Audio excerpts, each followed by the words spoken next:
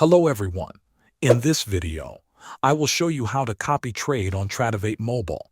First, log into your Tradovate account. In the top right corner, click the gear icon to open application settings. Inside the settings menu, go to the add-ons tab. Scroll until you find group trade. Click activate. After that, log out of your account and log back in. This refreshes your settings and makes sure the feature is active. Now you are ready to create an account group.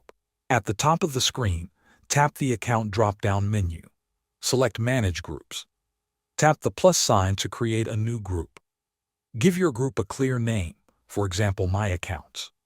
You will now see a list of available accounts. Move the accounts you want to copy into the added list. Set the quantity for each account. If you want to trade one contract per account, set the quantity to 1.